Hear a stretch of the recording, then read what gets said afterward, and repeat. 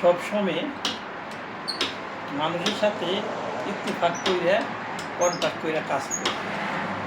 আজকে একটা কাজ করতেছি, এটা কন্ট্যাক্ট ছাড়া। কেমন জানেন, এটা হলো কি, এই জিনিসটা দিয়ে গেছে প্রায় 12-13 দিন তৈরি, এখনও আসলো না। তো বৈশা রয়েছি, এই জন্য ওই দিদি কপাল ঢেকে কাজ করে যা নিতে পারি ওটাই আমার। বৈশা থাকলে তো আর চলবে না, বৈশা থাকলে পরে রাজারগুলো শেষ হয়ে যায়, একটা কথা আছে। তার জন্য বৈশা না থেকে কাজ করি, কম বেশি যেটুকু তার কাছে আদায় করে নিতে পারি। কথাটা ঠিক না? তার জন্য সকলেই যে কোনো কাজ যদি বর্তমানে করেন, হয়তো রেট একটু কম হয়, কিন্তু বৈশা না থেকে কাজ করবেন নিজে নিজে একটু কম রেটে কাজ করেও দিনটা যাতে চলে। আর বৈশা থাকলে করে দিনটা যাইতে চায় না, কিন্তু টাকার যে একটা দরকার জিনিসপত্র কিনার, সেই জিনিসটা আপনার কাছে থাকবে না। আর যদি আপনি কম পয়সাও কাজ করেন, তাহলে দেখবেন আপনি হয়তো টাকা পর্যন্ত কষ্ট হবে, কিন্তু আপনি ওই কাজটা আপনি এগিয়ে নিয়ে যেতে পারবেন।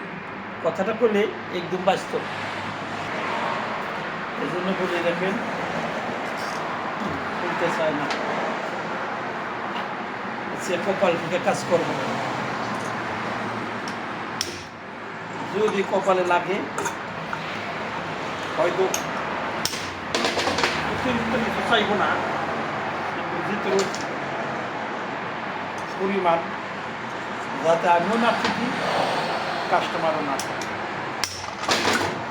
কাস্টমারটা সকালবেলা দিয়ে গেছে, আমি আসি না, আরেকজনের কাছে দিয়ে গেছে, আর নম্বরটা নিয়ে গেছে, কিন্তু টেলিফোন করে মনে করে ভুলে গেছে। এই জন্য তো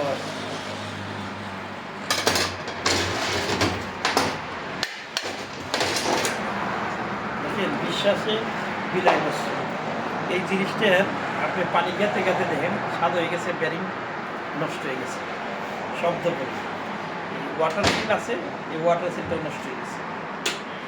এই দেখেন কি পরিমাণ, দেখছেন ময়লা জলটা কি পরিমাণ জৈবা দিচ্ছে। কিন্তু তারা সময় থাকতে ঠিক করে না, যখন একবার অকার্য হয়ে যায় তখন দৌড়ে আসে ঠিক করার জন্য। এটাই সবচেয়ে থেকে বড় জিনিস। ক্ষতি করে লাভ কি? যে জিনিস ঠিক করা লাগবে, একটু হালকা ডিস্টার্ব দিলে আমরা নিয়ে আসি, ঠিকঠাক করি, তাহলেই তো আমাদের সব কিছু ঠিক হয়ে যায়। কী বলবো ভাই, দেখতে থাকে দেখতে থাকে কেমনি কি খুলি।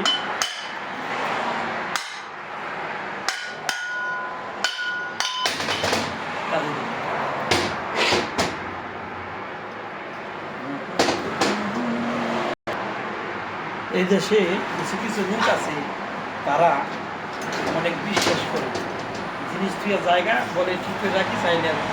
আর কিছু কিছু লোক আছে এত কাস্টের কাস্টে কান্দের উপরে পয়সা থাকে, আর 5 টাকার মাল 2 টাকা দেওয়ার জন্য চেষ্টা করে, এমন কাস্টে।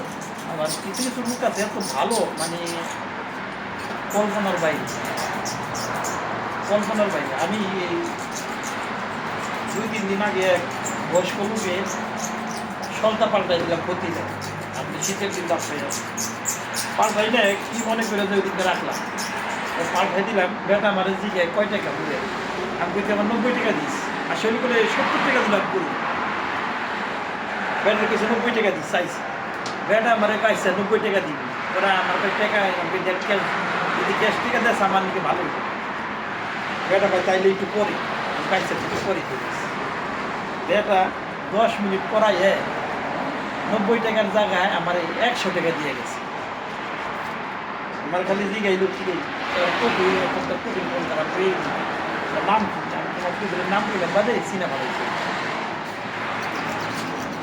তো চিনার পরে